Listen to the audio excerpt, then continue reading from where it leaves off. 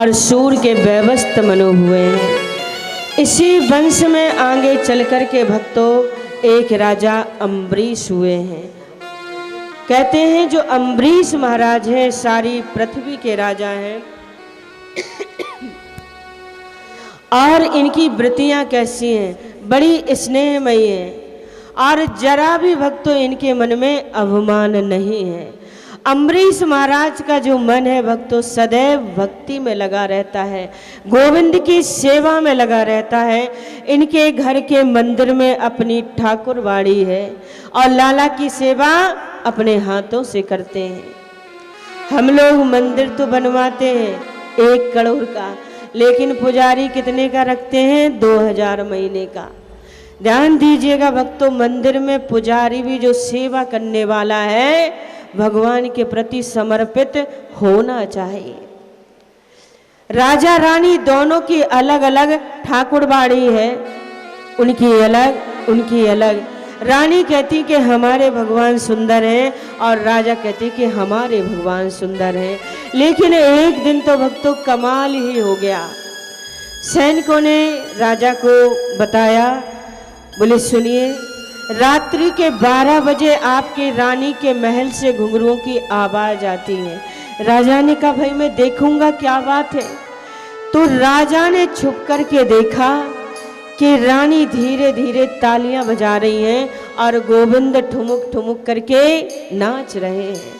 अम्बरीश महाराज का मन भराया और अपनी धर्म पत्नी से बोले, देवी हो तो तुम हमारी धर्म पत्नी, लेकिन आज तुम्हारे प्रति हमारे मन में गुरु के समान आदरणीय भाव प्रकट हो रहा है। अम्बरीश महाराज का भक्तों एक स्वरूप और था कि उस साल की जितनी एकादशियां होती थी ना, वो सभी निर्जला करते थे।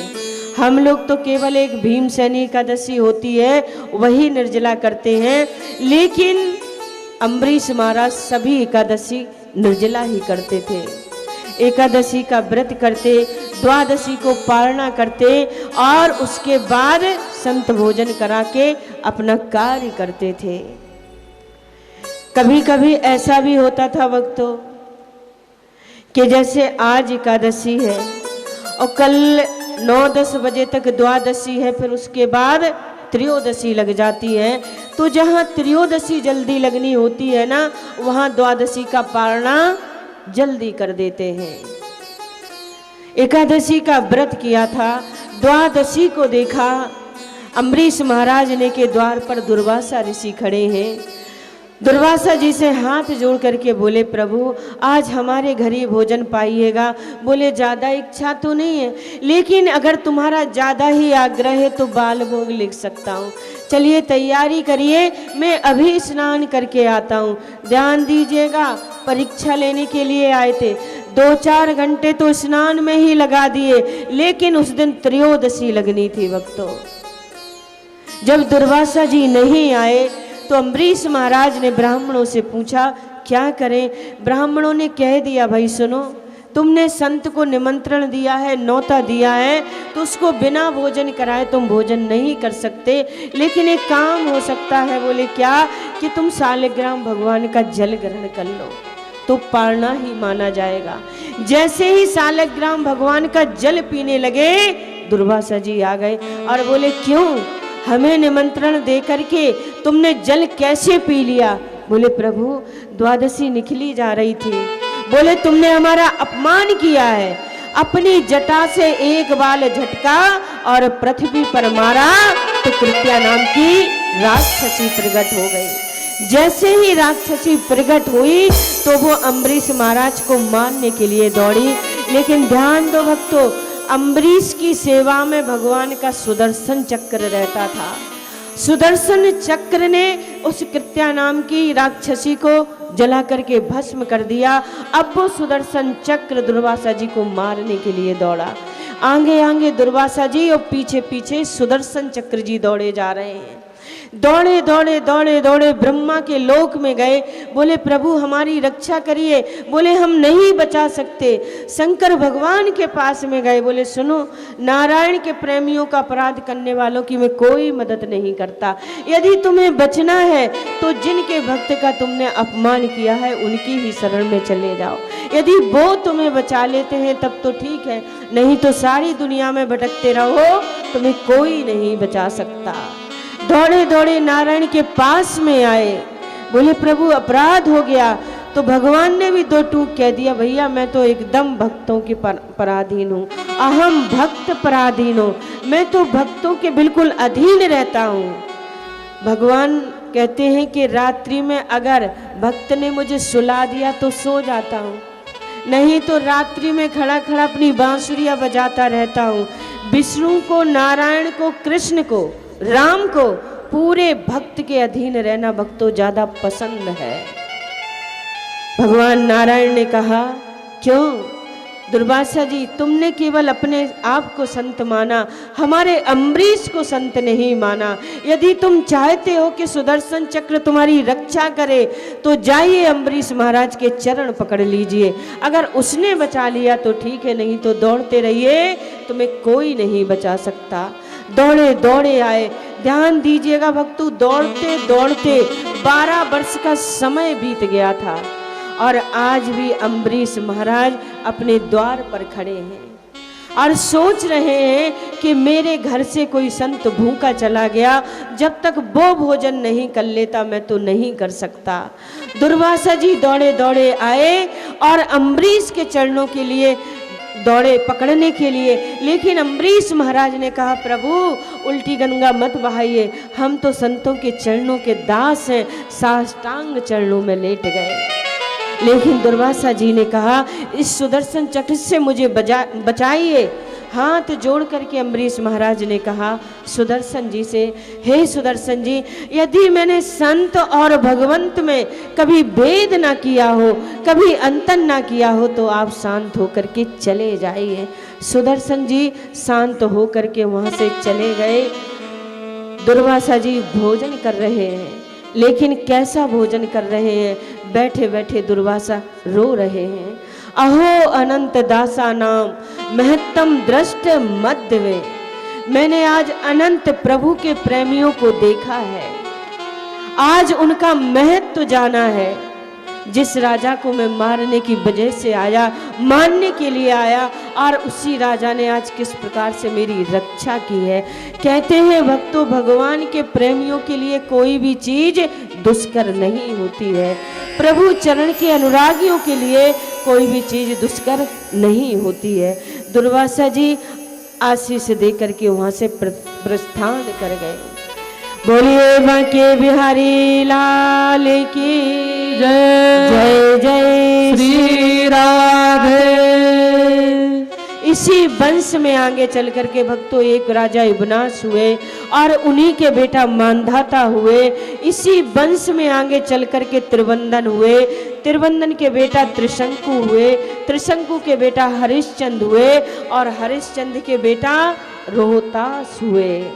और इसी वंश में भक्तों आगे चल करके एक राजा बाहुक हुए। बाहुक महाराज की पत्नी ने सुंदर पुत्र सगर को जन्म दिया। सगर महाराज की भक्तों 2 पत्नियां थीं। बड़ी पत्नी का नाम केसनी और छोटी का नाम सुमिति था। केसनी पत्नी के गर्भ से बड़े सुंदर पुत्र का जन्म हुआ जिसका नाम असमंजस है, और सुमित पत्नी के नाम गर्भ से भक्तों कुछ मांस पिंड पैदा हुए। क्रोध में आकर के रानी ने उन मांस पिंडों के 60,000 टुकड़े कर दिए। तो बताते हैं भक्तों वो 60,000 बेटा बन गए। असमंजस का विवाह हुआ, उनका बेटा अंशुमान हुआ।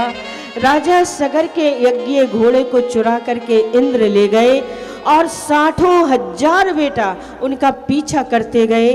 कपिल मुनि भगवान के आश्रम की बगल में इंद्र ने घोड़ा बांध दिया और वहां से अंतर ध्यान हो गए। 60,000 ने कपिल भगवान को चोर समझा और जैसे ही मारने के लिए दौड़े, कपिल भगवान के नेत्र खुले, 60,000 जल करके राख हो गए। भगवान सुखदेव स्वामी कहते हैं, राजन, असमंजस का बेटा अंशुमान हुआ।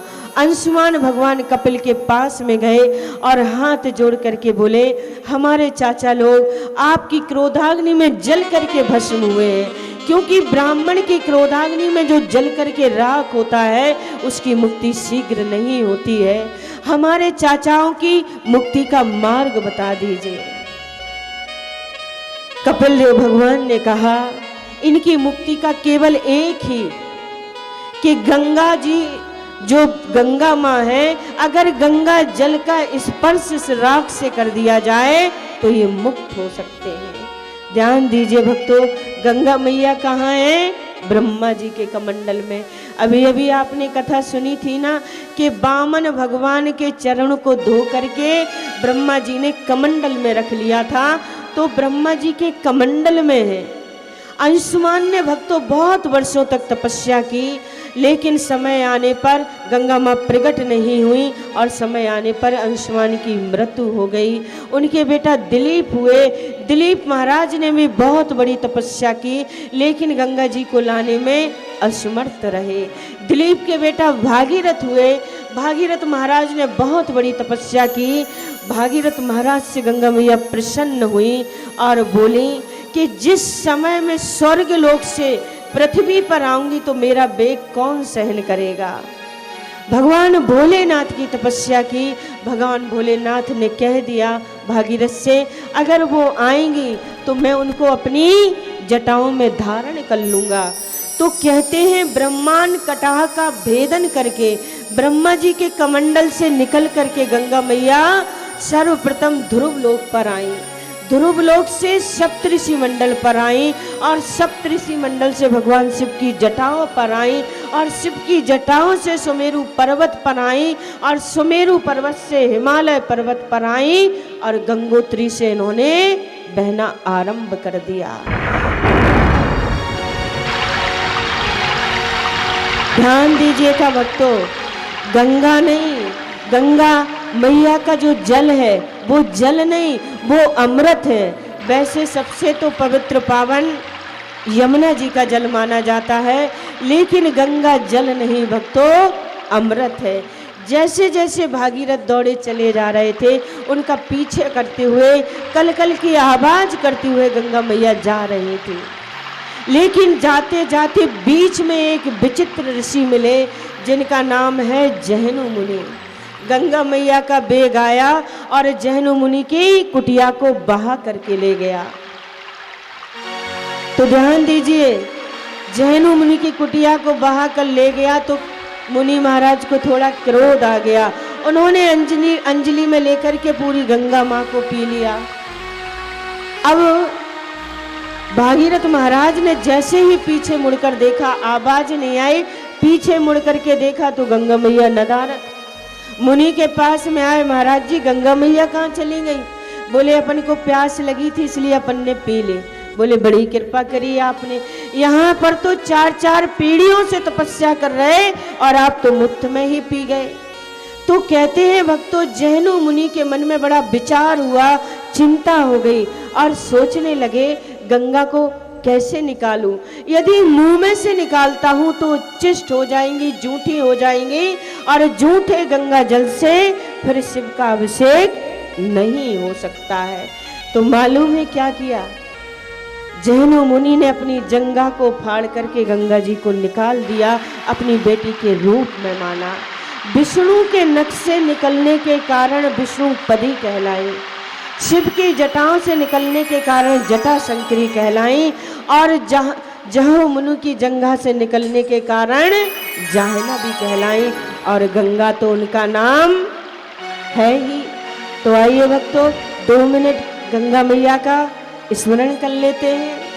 भागीरथ के उत्कट तप से भू पर गंगा आई, सदियों से वेदों ने जिसकी महिमा निज मुख गाई, माँ गंगा सबसे दे देने वाली हो माँ गंगा, सब सिद्धि देने वाली माँ गंगा, सब सिद्धि देने वाली। तेरा जल अमृत की धारा, तेरा जल अमृत की धारा, तेरा जल अमृत की धारा, तूने सब पतितों को तारा, तूने सब पतितों को तारा, हाँ तूने सब पतितों को तारा। तेरे जल से मृतक जीव में, तेरे जल से मृतक जीव में, तेरे जल से मृतक जीव में सहज में मुक्ति पाई, सबसे देने वाली हो माँ गंगा, सबसे देने वाली माँ गंगा, सब सुख देने वाली, सबसे देने, सबसे देने वाली। बोलिए गंगा मैया की जय। जय जय श्री राधे। भागीरथ महाराज गंगा जी को लेकर के चले हैं। गंगा सागर क्षेत्र में गंगा माँ समुद्र की ओर चली हैं और कपिल मुनि आश्रम के पास में जो सगर पुत्रों की राख पड़ी थी, कहते हैं जैसे ही गंगा जल का स्पर्श हुआ सभी सगर पुत्र मुक्त होकर के बैकुंठ के लिए प्रस्थान कर गए। भगवान शुक्राचार्य कहते हैं राजन, भागीरथ के बेटा श्रुत हुए, श्रुत के नाभ हुए और इसी वंश में चल करके एक राजा खडवांग हुए। खडवांग के दीर्घ बाहु हुए और दीर्घ बाहु के रघु हुए, रघु के अज हुए और अज के श्रीमान दशरथ जी महाराज हुए। परमात्मा श्री राघवेंद्र की पवित्र पावन भूमि श्री धाम अयोध्या, पूरा कौशल देश भक्तों प्रसन्न है, सब प्रकार का आनंद है। लेकिन एक बात है, क्या? वाल्मीकि रामायण में तो आता है कि दशरथ जी महाराज की उम्र 60,000 वर्ष की हो गई, लेकिन पुत्र नहीं हुआ है। मन में बड़ी चिंता है, मन में बड़ी बेचैनी है। आज तीनों पत्नियों के पास में बैठे थे और सभी तीनों अपनी पत्नियों के साथ में गुरु वशिष्ठ जी के पास में गए और वशिष्ठ से अपनी प्रार्थना की। लेकिन वशिष्ठ जी महाराज ने कह दिया कि हम एक अनुष्ठान करना चाहते हैं, पुत्र कामेष्टि यज्ञ करना चाहते हैं। तो वशिष्ठ मुनि की सन्निधि में पवित्र पुत्र कामेष्टि यज्ञ का आयोजन किया गया।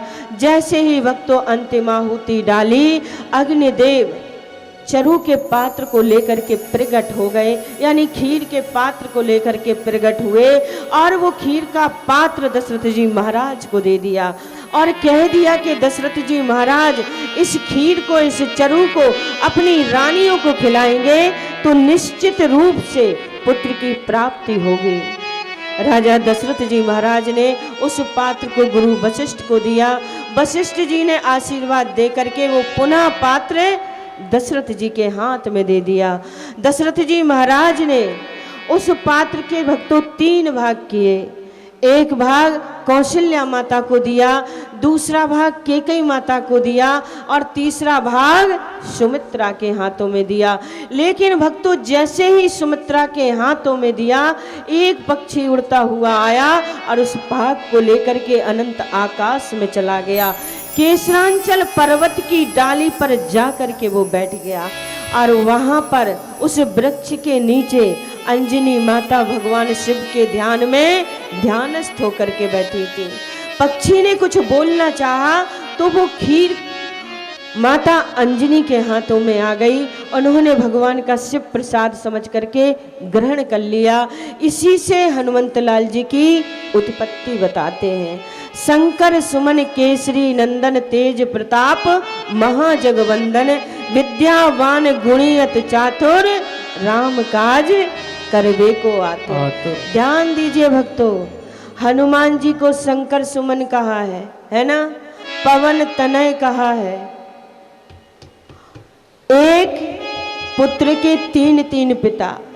ध्यान दीजिएगा, शंकर सुमन यानी शंकर जी का अंश है हनुमान जी, उनके अवतार हैं हनुमान जी, इसलिए उनको शंकर सुमन कहा गया है। और लास्ट में कहा गया है पवन तनय, यानी पवन देवता के भी ये पुत्र हैं। तो ध्यान दीजिए, हमारे यहाँ पर पालन पोषण करने वालों को भी पिता का दर्जा दिया जाता है। पवन देव ने उनका पालन पोषण किया है। और केसरी की तो अंजनी माता पत्नी है ही, तो उनके कहने में तो किसी को कोई आपत्ति है ही नहीं। हनुमंत लाल की शास्त्रों में जितनी कथाएं वर्णित हैं सत्य प्रतिशत सत्य ही हैं। लेकिन तीनों माताओं ने देखा कि सुमित्रा के भाग को पक्षी ले गया। माता सुमित्रा तो चिंता में पड़ गई, असमंजस में पड़ गई कि मैं क्या करूं। लेकिन कौशल्या माता ने कह दिया, बहन मैंने अभी अपना भाग नहीं खाया, इसमें से तुम आधा ले लो। तो कौशल्या माँ ने दिया आधा भाग, उनका सुमित्रा माता ने खा लिया। इधर कैकेयी माता ने कहा कि मैंने भी अपना भाग नहीं खाया बहन, इसमें से तुम आधा ले लो। कैकेयी माता का दिया हुआ भाग ले लिया। माँ सुमित्रा के नेत्रों से आंसुओं की धार बह चली और कहने लगी, आप दोनों बहनों ने मुझे आधा आधा भाग दिया है। यदि भगवंत कृपा से मेरे 2 पुत्र हुए तो मैं वादा करती हूँ, वचन देती हूँ, अपने दोनों पुत्रों को आप दोनों पुत्रों की सेवा में समर्पित कर दूंगी। तो ध्यान दीजिए, शत्रुघ्न और लक्ष्मण क्रमशः राम और भरत की सेवा में ही रहे हैं। लक्ष्मण जी राम की सेवा में और शत्रुघ्न जी भरत की सेवा में।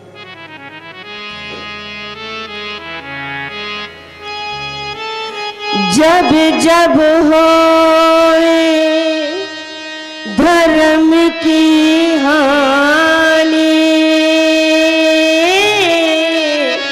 बाढ़े असुर अधम अभिमानी। राम सिया राम जय जय राम। राम सिया राम जय जय राम। हो तब धरे प्रभु विविध शरीरा, हरहु कृपा निधि सज्जन पीरा। राम सिया राम जय जय राम। राम सिया राम जय जय राम। नौमी तिथि मधु मास पुनीता, शुक्ल पक्ष अभिजित हरि प्रीता। राम सिया राम जय जय राम। राम सिया राम जय जय राम। माघ दिवस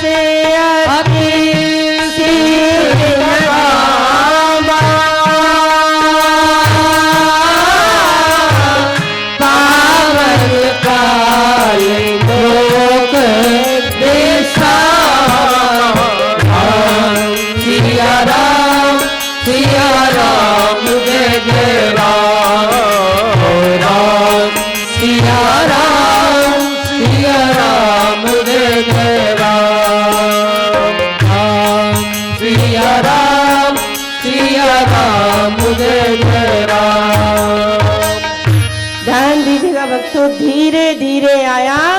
चैत्र का महीना, शुक्ल पक्ष नवमी तिथि, अभिजित मुहूर्त और दिन के ठीक 12 बजे कौशल्या माँ का जो महल है भक्तों, उस महल के आगे बड़ी भीड़ लगी है, बहुत बड़ा मैदान है। उत्तराखंड में जितने भी लोग निवास करते हैं, संत महात्मा, सभी की समाधि खुल गई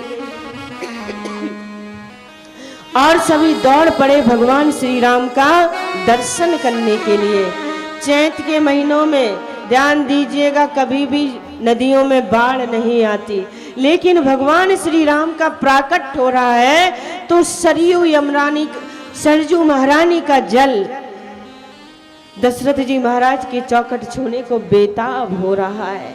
भगवान श्री राम का प्राकट होने वाला है। लेकिन भक्तों, दिन के ठीक 12 बजे माता कौशल्या के महल में भगवान श्री राम का प्राकट हो गया, लेकिन बाहर किसी को पता नहीं।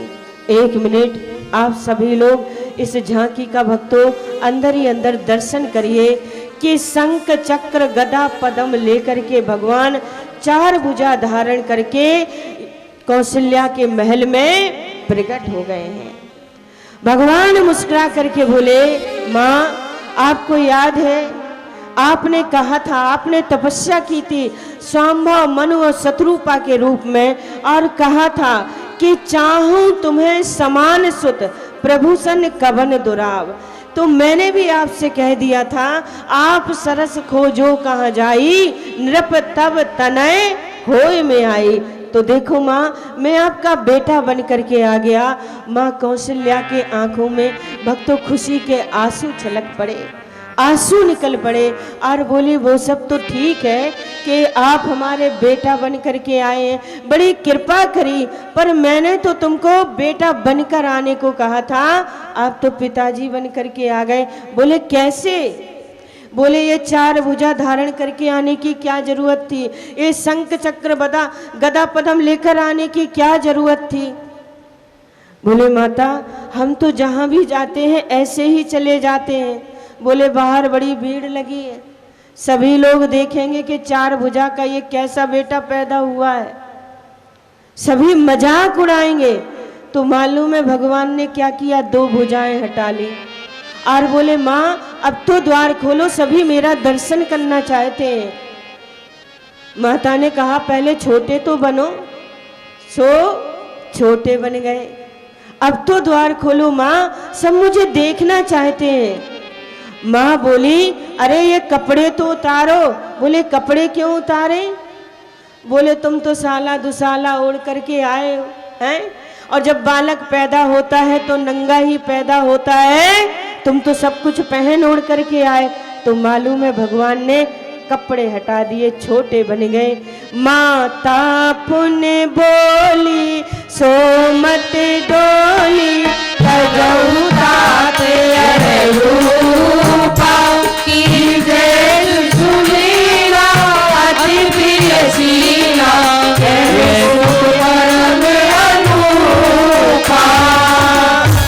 आप छोटे बनकर के लीला करिए ना। तो भगवान श्री राम नन्हे से बालक बन गए, पलना में लिटा दिया। बोले अब तो द्वार खोलो माँ, मुझे सब देखना चाहते हैं। अब तो मैं छोटा भी बन गया। माँ बोली रो तो सही। बोले रोए क्यों? बोले जब बालक पैदा होता है तो रोता है, तुम तो बूढ़े बाबाओं की तरह सो रहे हो। सुन बचन सुजाना रोदन ठाना, कोई बालक सुर भूपा, यह चरित गावहि हरि पद पावहि, तेरा परहि भव कृपा। भक्तों राम जी रोने लगे। आकाश मंडल में ब्रह्मा जी, यम जी, कुबेर जी, सूर्य जी, चंद्र जी सब जी खड़े हैं। सभी भक्तों आनंद बना रहे हैं और सूर्य की खुशी का तो ठिकाना ही नहीं, क्योंकि दिन के 12 बजे प्रकट हुए हैं, सूर्य वंश में प्रकट हुए हैं। अब चंद्रमा जी दर्शन कैसे करें? तो चंद्रमा ने बड़े प्रेम से कहा, भाई जी थोड़ा आगे चलिए ना, मुझे भी दर्शन करना है। सूर्य ने कहा, सुनो 1 महीने तक तो तुमको दर्शन हो नहीं सकता, क्योंकि जब तक सूर्य हटेंगे नहीं तो चंद्रमा निकलेंगे कैसे। भगवान श्री राम ने आकाश की ओर देखा कि सभी देवता आनंद मना रहे हैं, लेकिन चंद्र जी आपको क्या हो गया है, आप तो बड़े तकलीफ में हैं। बोले, सुनिए, जले पे नमक मत छिड़किए। एक तो दिन के 12 बजे जन्म लिया है, सूर्य वंश में लिया है, अब सूर्य आगे नहीं जाते तो हम कैसे दर्शन करें। तो भगवान ने मुस्कुरा करके कहा, चिंता मत करिए, अभी थोड़ी ही देर में मैं चंद्रवंश में अवतार लेकर के आऊँगा। रात्रि के 12 बजे तब तुम चैन से दर्शन कर लेना। फिर भी तुम्हें लगता है या रामचरित्र में, राम के वंश में, कि तुम्हें सुख नहीं मिला, तो ध्यान दीजिएगा, मेरे नाम के आगे चंद्र जरूर लगेगा। तो राम जी का पूरा नाम क्या है? श्री रामचंद्र जी। बोले सीता रामचंद्र भगवान की जय। श्री रामचंद्र कृपाल भज मन हरण भव भय दारुण नव कंद लोचन कंद मुख पर कंद भव दारुण कंदाय परागरित अमित छवि नवनील नीरज सुंदर पटपीत माला परित रुच सुच नोमित घर सुखार भज दीन बंद दिनेश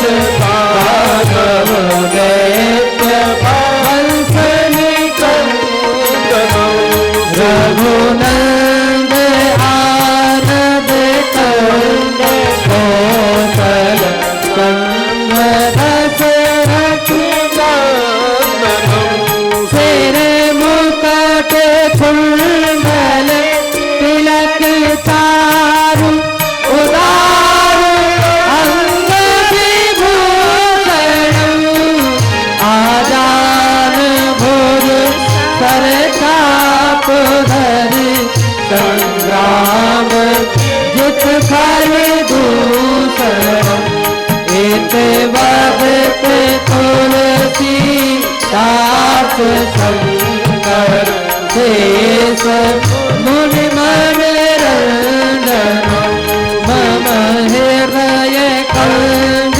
निवास गुरु कामाद फल फल मन जाहि राचे हो मिलई सोबर सहज सुंदर सावरो करुणा निधान सुजान शील स्नेह जानत रावरो हे भाति गौरी अतीश सुरसिय सहित हिया हर्षित हो तुलसी भवानी पूज पुण्य पुण्य उदित मन मंदिर चली श्री राम जय जय राम राजा राम जय जय राम जान गौर अनुकूल सिय हर्ष न जाय कहो मंजुल मंगल मूल बाम अंग पर कन लगो। बोले श्री रामचंद्र भगवान की जय। जय जय श्री राम। भगवान श्री राम का प्राकट हुआ।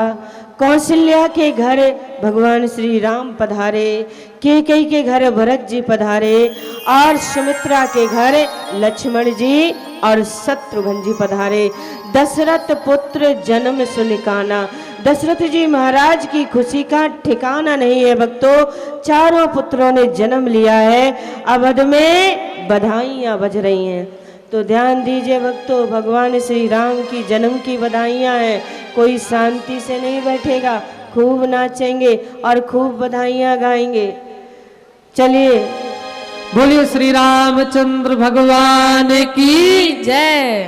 मुझे लगता है आप लोगों को भगवान के जन्म की खुशी नहीं है शायद, क्योंकि खुशी होती तो सभी हाथ उठा करके भगवान की जय बोलते। हम लोगों के घरों में जब बच्चे का जन्म होता है तो हम लोग खुश होते हैं ना, उत्सव मनाते हैं। उसी प्रकार यहाँ तो भगवान का जन्म हुआ है, इसलिए आप सभी लोग ताली बजा करके बैठते बैठते भगवान का भजन गाएंगे। और एक बार सभी जोर से जयकारा लगाएं, बोलिए श्री रामचंद्र भगवान की जय। आएंगे, जिन्हें भी नाचना है आप लोग नाचेंगे, और नहीं तो बैठे बैठे आप लोग ताली बजा करके सभी बड़े प्रेम और भाव के साथ गाएंगे। जिनको भी नाचना है अपनी जगह पे ही नाच लें, इधर उधर नहीं आए, नहीं तो मालूम पड़े कि आगे ही आगे सारे, आगे कोई नहीं आएगा। अपने स्थान पर ही जिसको नाचना है, अभी अगले भजन में भी देखा था कई बहनें उधर नाच रही थी, पीछे भी बहुत सुंदर लग रहा था, तो उसी जगह पे नाच लें, आगे ना आए।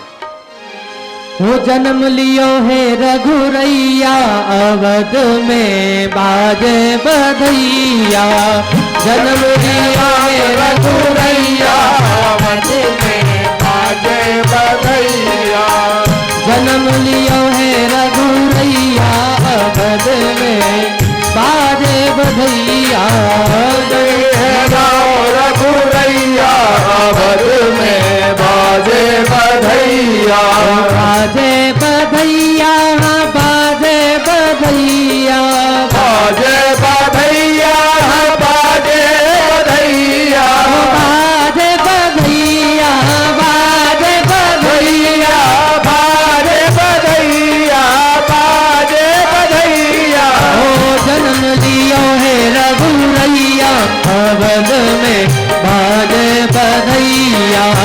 जन्म लियो रघुरैया, अवध में बाजे बधैया।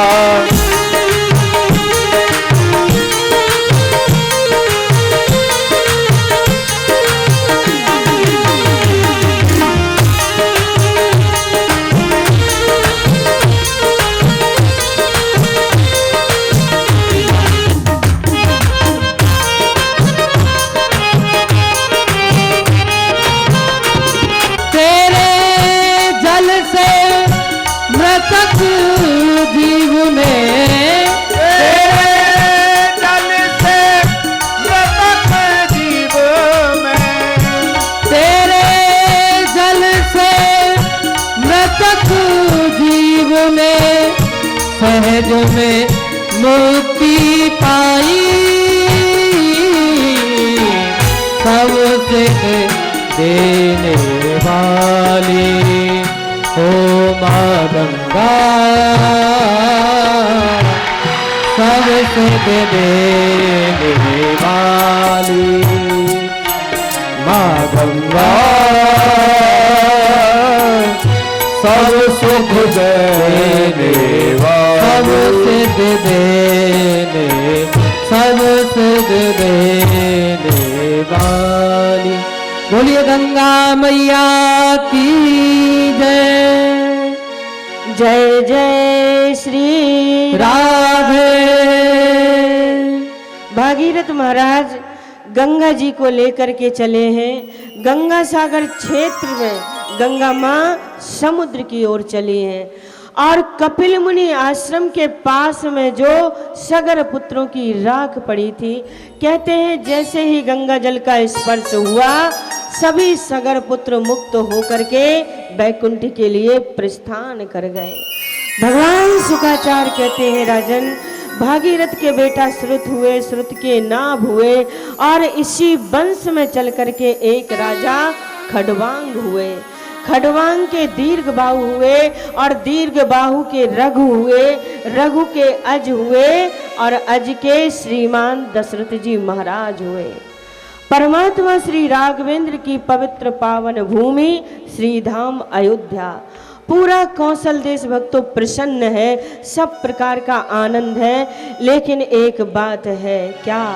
वाल्मीकि रामायण में तो आता है कि दशरथ जी महाराज की उम्र 60,000 वर्ष की हो गई, लेकिन पुत्र नहीं हुआ है। मन में बड़ी चिंता है, मन में बड़ी बेचैनी है। आज तीनों पत्नियों के पास में बैठे थे और सभी तीनों अपनी पत्नियों के साथ में गुरु वशिष्ठ जी के पास में गए और वशिष्ठ से अपनी प्रार्थना की। लेकिन वशिष्ठ जी महाराज ने कह दिया कि हम एक अनुष्ठान करना चाहते हैं, पुत्र कामेष्टि यज्ञ करना चाहते हैं। तो वशिष्ठ मुनि की सन्निधि में पवित्र पुत्र कामेष्टि यज्ञ का आयोजन किया गया। जैसे ही भक्तों अंतिम आहुति डाली, अग्निदेव चरु के पात्र को लेकर के प्रकट हो गए, यानी खीर के पात्र को लेकर के प्रकट हुए और वो खीर का पात्र दशरथ जी महाराज को दे दिया और कह दिया कि दशरथ जी महाराज इस खीर को, इस चरु को अपनी रानियों को खिलाएंगे तो निश्चित रूप से पुत्र की प्राप्ति होगी। राजा दशरथ जी महाराज ने उस पात्र को गुरु वशिष्ठ को दिया। वशिष्ठ जी ने आशीर्वाद दे करके वो पुनः पात्र दशरथ जी के हाथ में दे दिया। दशरथ जी महाराज ने उस पात्र के भक्तों 3 भाग किए।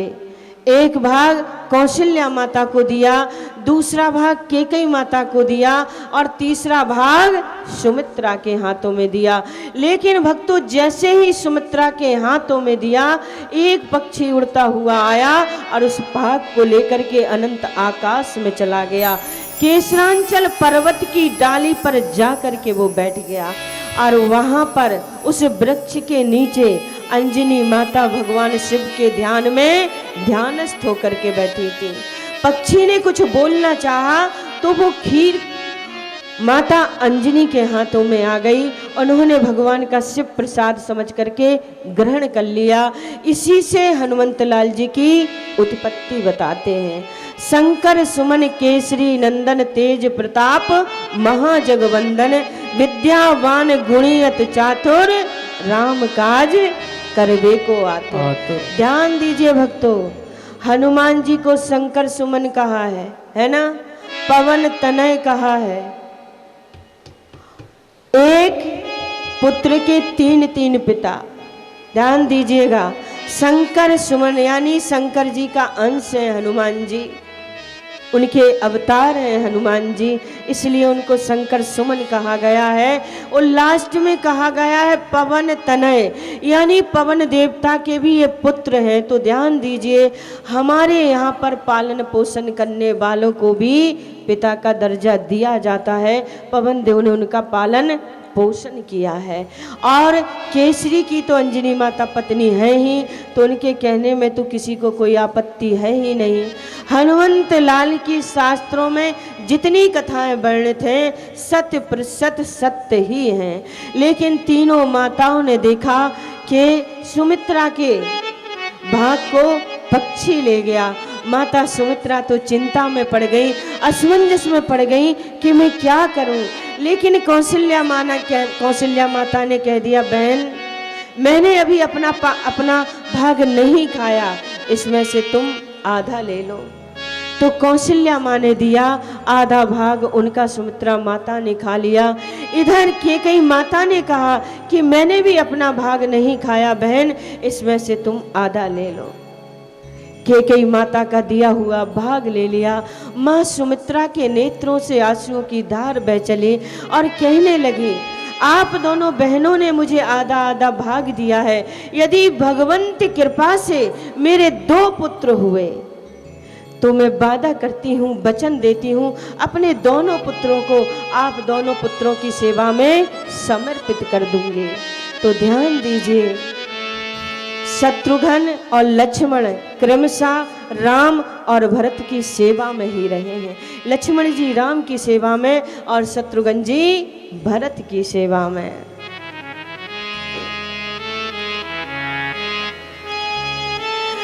जब जब होए धर्म की हानि, बाढ़े असुर अधम अभिमानी।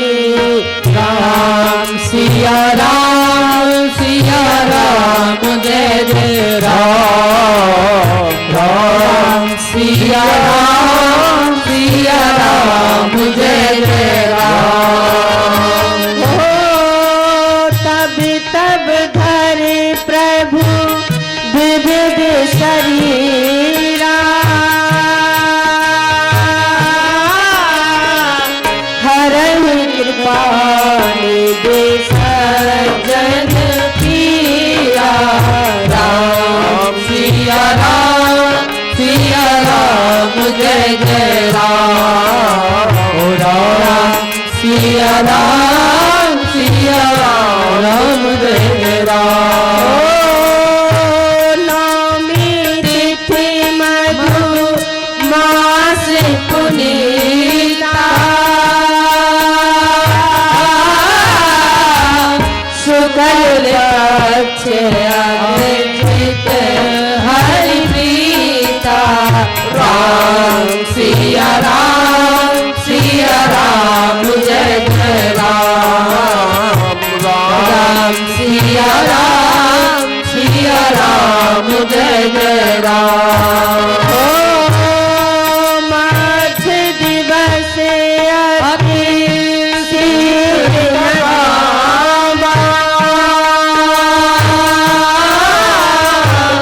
पावन काल लोक देशा। राम सिया राम जय जय राम। राम सिया राम जय जय राम। राम सिया राम जय जय राम। ध्यान दीजिएगा भक्तों, धीरे धीरे आया चैत्र का महीना, शुक्ल पक्ष नौमी तिथि अभिजित मुहूर्त और दिन के ठीक 12 बजे कौशल्या माँ का जो महल है भक्तों, उस महल के आगे बड़ी भीड़ लगी है, बहुत बड़ा मैदान है। उत्तराखंड में जितने भी लोग निवास करते हैं, संत महात्मा, सभी की समाधि खुल गई और सभी दौड़ पड़े भगवान श्री राम का दर्शन करने के लिए। चैत्र के महीनों में ध्यान दीजिएगा, कभी भी नदियों में बाढ़ नहीं आती, लेकिन भगवान श्री राम का प्राकट हो रहा है तो सरजू महारानी का जल दशरथ जी महाराज की चौखट छूने को बेताब हो रहा है। भगवान श्री राम का प्राकट होने वाला है, लेकिन भक्तों दिन के ठीक 12 बजे माता कौशल्या के महल में भगवान श्री राम का प्राकट हो गया, लेकिन बाहर किसी को पता नहीं। 1 मिनट आप सभी लोग इस झांकी का भक्तों अंदर ही अंदर दर्शन करिए कि शंख चक्र गदा पद्म लेकर के भगवान 4 भुजा धारण करके कौशल्या के महल में प्रकट हो गए हैं।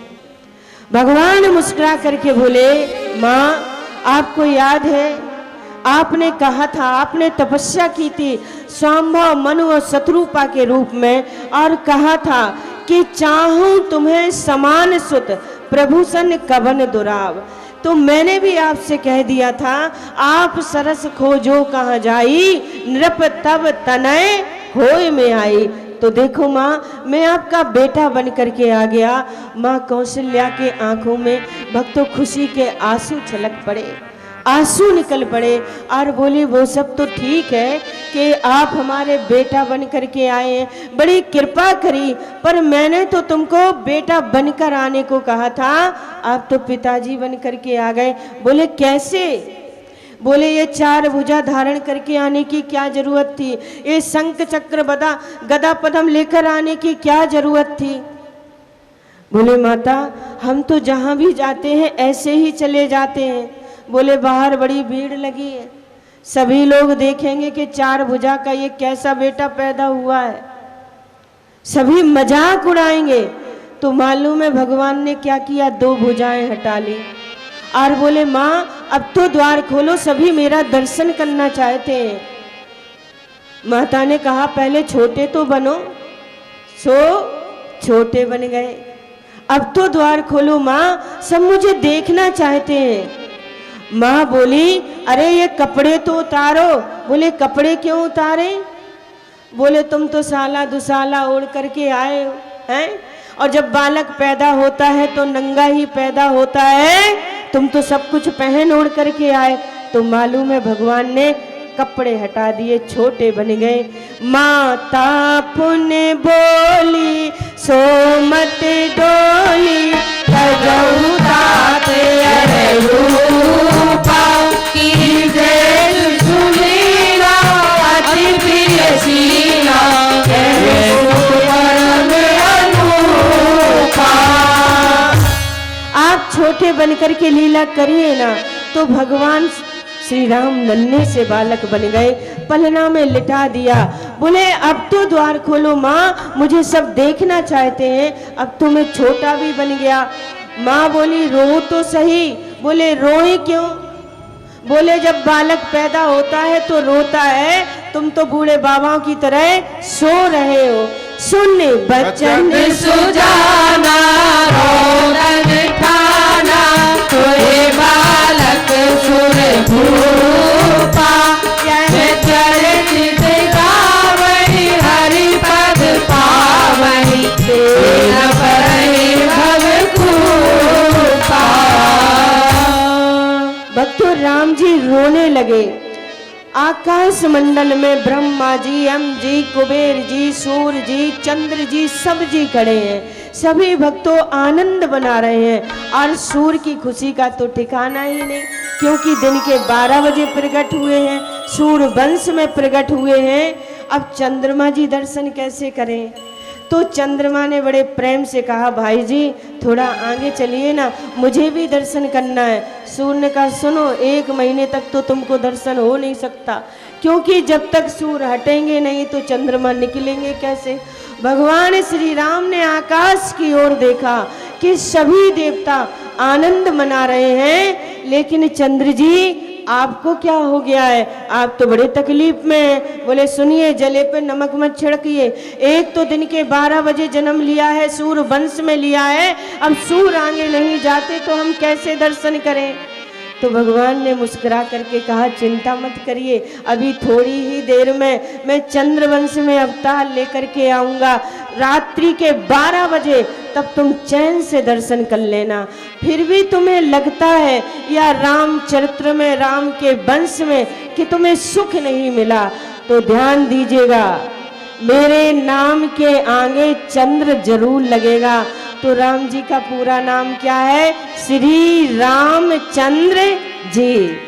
बोले सीता रामचंद्र भगवान की जय। श्री रामचंद्र कृपाल भज मन हरण भव भय दारुण, नव कंज लोचन कंज मुख पर कंज भव दारुण, कंदर्प आगरित अमित छवि नवनील नीरज सुंदर, पटपीत मानव परित रुच सुच नोमित धर दुष्कार, भज दीन बंध दिनेश भागव दैत्य वंश निकंदन, रघुनंद आनंद कंद कौशल कंद दशरथ नंदन, शेर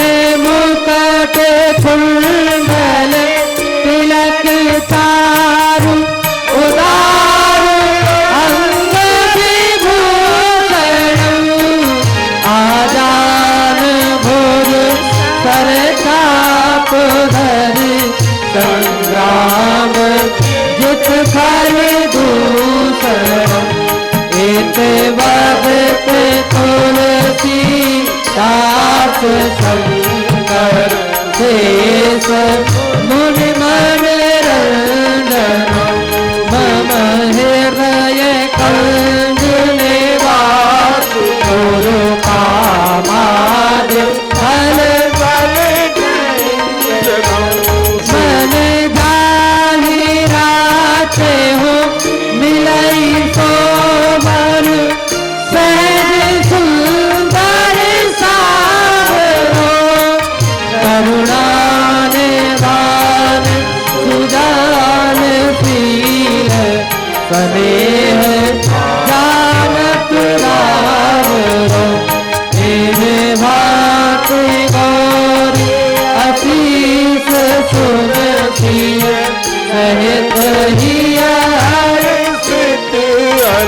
हो तुलसी भवानी सूर्य पुण्य पुण्य उदित मन मंदिर चली श्री राम जय जय राम राजा राम जय जय राम जान गौर अनुकूल हिय हरस न जाय कहो मंजुल मंगल मूल बाम अंग पर कन लगो बोले श्री रामचंद्र भगवान की जय जय जय श्री राम। भगवान श्री राम का प्राकट हुआ। कौशल्या के घर भगवान श्री राम पधारे, कैकेयी के घर भरत जी पधारे और सुमित्रा के घर लक्ष्मण जी और शत्रुघ्न जी पधारे। दशरथ पुत्र जन्म सुनिकाना। दशरथ जी महाराज की खुशी का ठिकाना नहीं है भक्तों। चारों पुत्रों ने जन्म लिया है। अवध में बधाइयां बज रही हैं। तो ध्यान दीजिए भक्तों, भगवान श्री राम की जन्म की बधाइयां हैं। कोई शांति से नहीं बैठेगा, खूब नाचेंगे और खूब बधाइयां गाएंगे। चलिए बोलिए श्री रामचंद्र भगवान की जय। मुझे लगता है आप लोगों को भगवान के जन्म की खुशी नहीं है शायद, क्योंकि खुशी होती तो सभी हाथ उठा करके भगवान की जय बोलते। हम लोगों के घरों में जब बच्चे का जन्म होता है तो हम लोग खुश होते हैं ना, उत्सव मनाते हैं। उसी प्रकार यहाँ तो भगवान का जन्म हुआ है, इसलिए आप सभी लोग ताली बजा करके बैठते बैठते भगवान का भजन गाएंगे। और एक बार सभी जोर से जयकारा लगाएं, बोलिए श्री रामचंद्र भगवान की जय। आएंगे जिन्हें भी नाचना है आप लोग नाचेंगे, और नहीं तो बैठे बैठे आप लोग ताली बजा करके सभी बड़े प्रेम और भाव के साथ गाएंगे। जिनको भी नाचना है अपनी जगह पे ही नाच लें, इधर उधर नहीं आए, नहीं तो मालूम पड़े कि आगे ही आगे सारे, आगे कोई नहीं आएगा। अपने स्थान पर ही जिसको नाचना है। अभी अगले भजन में भी देखा था कई बहनें अवधर नाच रही थी, पीछे भी बहुत सुंदर लग रहा था। तो उसी जगह पे नाच लें, आगे ना आए। वो जन्म लियो है रघुरैया अवध में बाजे बधैया। जन्म लियो है रघुरैया अवध में बाजे बधैया। जन्म लियो है रघुरैया अवध में बाजे बधैया। रघुरैया अवध में बाजे बधैया। बाजे बधैया बाजे बधैया बाजे बधैया बाजे बधैया। बाजे बधैया बाजे बधैया बाजे बधैया बाजे बधैया। ओ जन्म लियो है रघुरैया अवध में बाजे बधैया। जन्म लियो रघुरैया अवध में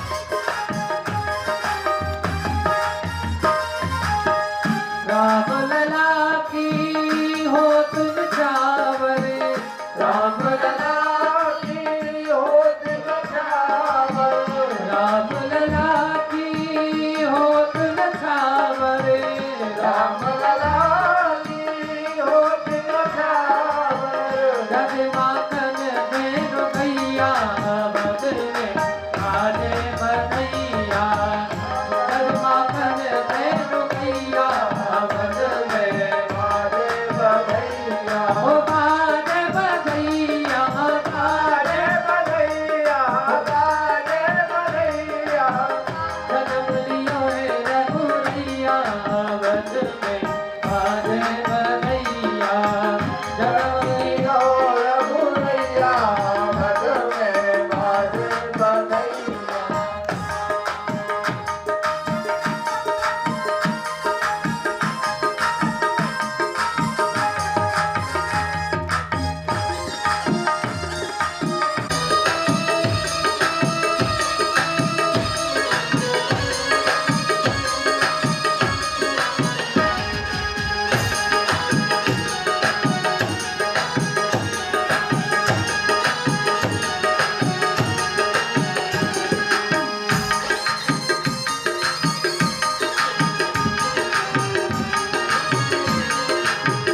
मुदित आशीष देत सब गुरुजन मुदित आशीष देत सब गुरुवर मुदित आशीष देत सब गुरुवर मुदित आशीष देत सब गुरुवर चिरजीवो चारों भैया बद में बाजे बधैया चिरजीवो चारों भैया बद में बाजे बधैया जन्म लियो है रघुरैया बद में बाजे बधैया जन्म लियो है रघुरैया बद में बाजे बधैया बाजे बधैया बाजे बधैया बाजे बधैया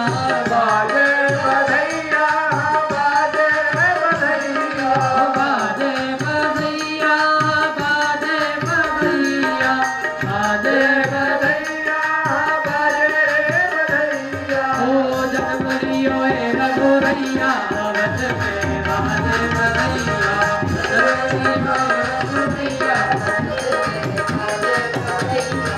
जन्म लियो है रघुरैया बद में बाजे बधैया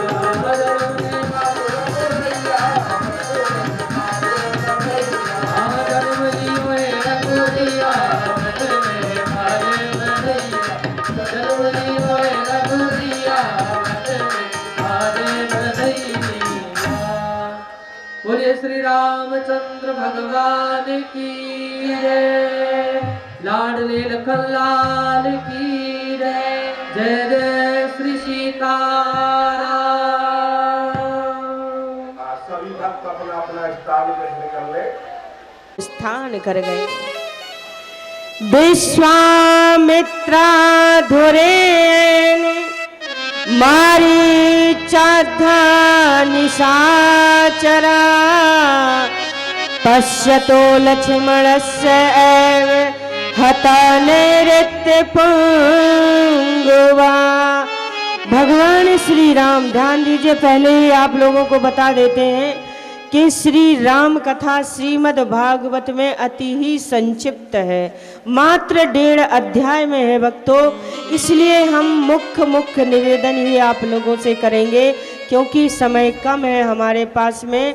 अभी कृष्ण जन्म भी हमको करना है और 7 बज चुके हैं, और अभी रामचरित्र थोड़ा सा कहेंगे, उसके बाद कृष्ण कथा में प्रवेश करेंगे। तो भगवान श्री राम विश्वामित्र जी भगवान श्री राम लक्ष्मण को लेकर के यज्ञ में पधारे। अविद्या का जो प्रतीक ताड़का है उसका उद्धार कर दिया गया। मारीच सुबाहु को ऐसा बाण मारा कि बैकुंठ में भेज दिया, और मारीच को 7 योजनदा लंका में भेज दिया। भगवान शुक्राचार्य कहते हैं, राजन विश्वामित्र जी अब जनकपुरी के लिए प्रस्थान कर रहे हैं।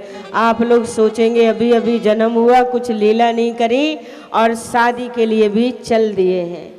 मार्ग में चल रहे हैं भक्तों, लक्ष्मण जी साथ में हैं। चलते चलते एक आश्रम दिखाई दिया और उस आश्रम को देख कर के भगवान श्री राम को ऐसा लगा कि यहाँ पर पहले बहुत से मनीषी संत महात्मा निवास करते होंगे। यहाँ पर एकदम सन्नाटा छाया हुआ है, पेड़ों पर बैठे पक्षी भी वहाँ पर बोलते नहीं हैं। कहते हैं प्रभु राम उस स्मरण को याद करने लगे और गुरु विश्वामित्र जी से बोले, गुरु जी इस आश्रम में अजीब आकर्षण दिखाई देता है, हम जानना चाहते हैं सामने जो शिला पड़ी है ये कौन है, किसकी आकृति बनी है।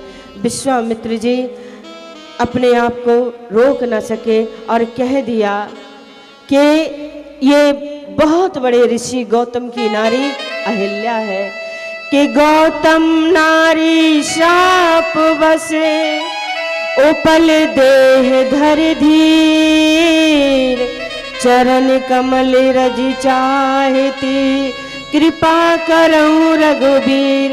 ये गौतम ऋषि की नारी अहिल्या है, आपके चरणों की धूल का अगर इसको स्पर्श मिल जाएगा तो ये मुक्त हो जाएंगे। भगवान श्री राम ने कहा ऐसा कभी नहीं हो सकता, मैं ऋषि पत्नी को अपनी चरण की धूल दूं, ऐसा कभी नहीं होगा। क्या आप लोग जानते नहीं कि हमारे वंश की परंपरा क्या है? ब्राह्मण कुल की अगर छोटी सी बालिका भी अगर हमारे घर आ जाती है तो हमारे पूर्वज उनके उस बालिका के चरणों में अपने मुकुट को रख दिया करते हैं। हम अपने चरणों की धूल नहीं दे सकते हैं, लेकिन भक्तों जब बहुत आदेशात्मक प्रार्थना की तो भगवान श्री राम ने अपने चरण को उठाया और पवन देव ने उनके चरण से धूल को हटा करके उस शिला से स्पर्श करा दिया। जैसे ही शिला से चरण की धूल स्पर्श हुई अहिल्या प्रकट हो गई और भगवान श्री राम के चरणों में प्रणाम करके अपने पतिलोक को प्राप्त हो गई। बोलिए राजा रामचंद्र भगवान की जय। ऐसी है भक्तों परमात्मा श्री राम के चरणों की धूल। भगवान शुकाचार्य कहते हैं राजन अब जनकपुरी में पधारे भगवान। बड़ी लंबी कथा है लेकिन भागवत में तो मात्र 1.5 अध्याय की है। कहते हैं बोलिए बांके बिहारी लाल की जय। आप लोगों से इतना ही कहेंगे कि जिस धनुष को बड़े बड़े राजा हिला तक नहीं सके, गुरु विश्वामित्र की आज्ञा पाकर के भगवान ने जैसे ही धनुष पर प्रत्यंचा चढ़ाई धनुष के 2 टुकड़े हो गए और जैसे ही धनुष टूटा जानकी जी बरमाला लेकर के उनको पहनाने के लिए चली और जैसे ही बरमाला पहनाने के लिए आई, ध्यान दीजिए बरमाला लेकर के चल रही हैं, साथ में ब्राह्मण देवता मंत्र उच्चार करते हुए चल रहे हैं, वेद मंत्र पढ़ते हुए चल रहे हैं और हजारों स्त्रियां मंगल गीत गाते हुए चल रही हैं और सभी के मन में बस यही आकांक्षा है कि जब जानकी जी भगवान श्री राम को बरमाला पहनाएंगी तो मालूम क्या है क्या किया, उन्होंने अपने नेत्रों के पलकों को साध लिया, न जाने कब गिर जाएं और जब ही बरमाला पहनाई तभी गिर गए तो हम वो दृश्य कैसे देख पाएंगे। इसलिए सभी ने अपने नेत्रों की पलकों को साध के रखा हुआ है। जैसे ही बरमाला पहनाने के लिए गई तो मालूम है राम जी तन करके खड़े हो गए। एक बात बताएं, राम जी थोड़े लंबे हैं। पहले ऐसा तो था नहीं भक्तों कि हम 6 फुट के हैं तो 5.25 की नहीं चलेगी, ऐसा तो ऐसी फुहरता तो थी नहीं। अब तो सब कुछ होता है भक्तों, जाते हैं जरूरी हुआ तो इंची टेप भी लेकर के जाते हैं, हाइट क्या है कलर क्या है सब कुछ, गोरा है कि काली है कैसी है, ये फुहरता भक्तों पहले नहीं थी। ऐसा समय 20-25 साल के बाद भी इतना ज़्यादा आया है।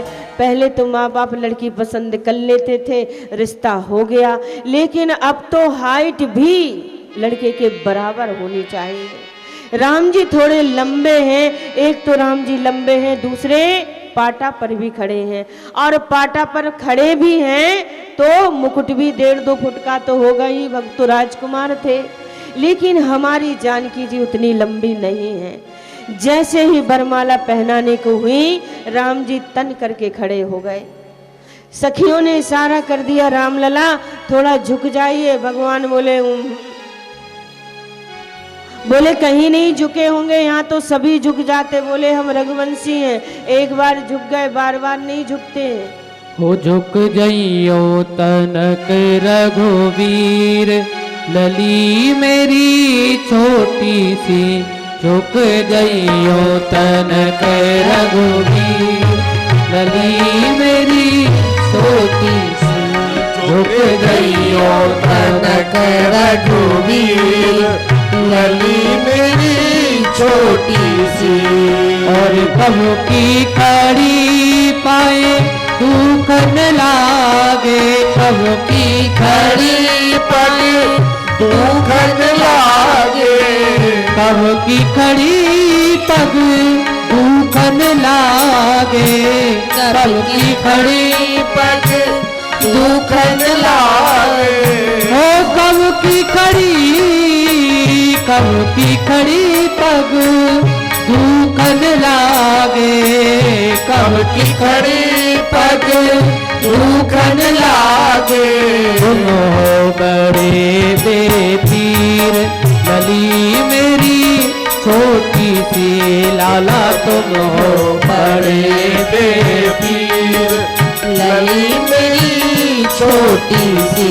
झुक जइयो तनक रघुवीर, लली मेरी छोटी सी, झुक जइयो तनक रघुवीर, लली मेरी छोटी सी। ध्यान दीजिए, राम जी नहीं मान रहे। सखियों ने इशारा कर दिया सेनापति की ओर, जरा आप ही कह दीजिए कि रामलला झुक जाएं।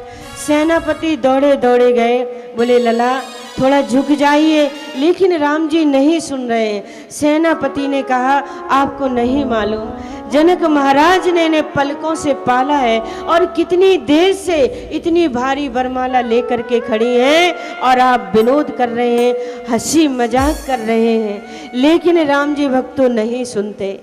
दौड़े दौड़े सेनापति जी जनक जी महाराज के पास में गए। जनक जी महाराज एक कोने में बैठे हुए हैं, बिल्कुल शांत भाव से बैठे हुए हैं और नेत्रों से आंसुओं की धार चल रही है, क्योंकि पिता के लिए सबसे बड़ी खुशी का दिन वही होता है कि बेटी के योग वर मिल जाए। इससे सुंदर दिन तो कोई होता ही नहीं है। जनक जी महाराज ने कहा क्या बात है?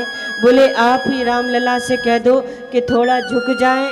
बोले सुनिए, रघुकुल कमल दिवाकर को घर बुला करके झुकने के लिए कहना अमर्यादित लगता है। तुम गुरुजी के पास जाओ, गुरुजी यदि आज्ञा कर दें तो झुक सकते हैं। अब गुरुजी तो विश्वामित्र जी तो आंख बंद करके बैठे हुए हैं, लेकिन बीच में भक्तों खोल खोल के देख लेते हैं पहनाई है कि नहीं पहनाई। दौड़े दौड़े गुरुजी के पास में आए। गुरुजी जरा आप ही कह दीजिए ना कि रामलला झुक जाएं। बोले सुनो भैया, अपन संत ठहरे, तुम जानो राम जी जाने, ये धनुष तोड़वाना जरूरी था सो बोल दिया, अपन को कोई मतलब नहीं। तो मालूम है बड़ी समस्या हो गई, क्या करें? तो ध्यानस्थ बैठे हुए सखियों ने लक्ष्मण जी को देखा और इशारे से सखियां बोली सुनो, यदि तुमने ये कार्य बना दिया ना तो हम भी तुम्हारा कार्य बना देंगे। ध्यान दो भक्तों, केवल राम जी सीता जी से मिले हो पुष्प वाटिका में ऐसी बात नहीं है, लक्ष्मण जी भी उर्मिला जी से मिल चुके थे। क्योंकि जब पुष्प लेकर के भगवान लक्ष्मण आए तो गुरुजी ने क्या कहा था, क्या आशीर्वाद दिया था? सुफल मनोरथ होए तुम्हारे, राम लखन सुन भय सुखारे। यदि केवल राम जी की बात होती तो गुरुजी को कहना चाहिए था सुफल मनोरथ होए तुम्हारा, लेकिन गुरुजी भी ध्यान से समझ गए थे कि दोनों ही दोनों से मिल कर के आ रहे हैं। तो सखियों ने थोड़ी और मोहर लगा दी, बोले यदि आपने ये काम बना दिया ना तो हम भी आपकी शादी उर्मिला जी से करा देंगे। यद्यपि लक्ष्मण जी महाराज परम बैरागी हैं, इनको कोई लोभ में नहीं डाल सकता, लेकिन इधर लक्ष्मण जी ने भी सोचा कि जिस दृश्य को देखने के लिए आंखें तरस रही हैं, भगवान उसमें विलंब क्यों कर रहे हैं, प्रभु उसमें विलंब क्यों कर रहे हैं। तो लक्ष्मण जी मंच से उठ करके आए और सोचने लगे कि राम जी से झुकने के लिए कैसे कहूँ। ये भक्त तो रामचरितमानस है, बात बात में मर्यादा। अब छोटा भाई बड़े भाई को झुकने के लिए कैसे कहे। रामचरित्र का भक्त तो एक एक बात इतना मर्यादित है, इतना अद्भुत है, आपको क्या बताएं। ये कलयुग थोड़ी नहीं है कि छोटा भाई बड़े भाई को कचहरी में घसीट रहा है, दोनों आपस में बोलते नहीं है, एक दूसरे की पोजीशन डाउन करने में सदा लगे रहते हैं, ऐसा थोड़ी ना था। और लक्ष्मण जी राम जी से कोई 10-20 साल बड़े थोड़ी है, मात्र घंटे 2 घंटे का ही तो अंतर है, लेकिन फिर भी मर्यादा। लक्ष्मण जी उठ करके आए और जैसे ही राम जी की ओर चले और साष्टांग राम जी के चरणों में लेट गए। अब आप लोग बताइए, कोई हमारे चरणों में लेट जाएगा तो हम झुककर उठाएंगे कि नहीं। और लक्ष्मण जी चरणों में लेट गए तो राम जी तो माला आला सब भूल गए। जैसे ही झुके सोई जानकी माता ने बरमाला पहना दी। बोलिए सीतारामचंद्र भगवान की जय। सभी ने अपनी आंखों को कृतार्थ कर लिया। बड़ी सुंदर सीताराम की भक्तों झांकी है। जनक जी महाराज ने, ध्यान दीजिए, जनक जी महाराज 2 भाई हैं। जनक महाराज का नाम शीरध्वज है और उनके जो छोटे भाई हैं उनका नाम कुशकध्वज है। शीरध्वज महाराज जी जो जनक महाराज हैं उनके 2 बेटियां हैं, जानकी जी और उर्मिला जी। कुशकध्वज महाराज की 2 बेटियां हैं, श्रुतकीर्ति और मांडवी। गुरुजी के आदेश से अवध में पत्रिका भेजी गई। बड़ी धूमधाम से भक्तों अयोध्या से बारात आई और चारों भाइयों का एक मंडप में चारों वेदियां बना करके एक साथ विवाह कार्य संपन्न हो गया। बोलिए राजा रामचंद्र भगवान की जय।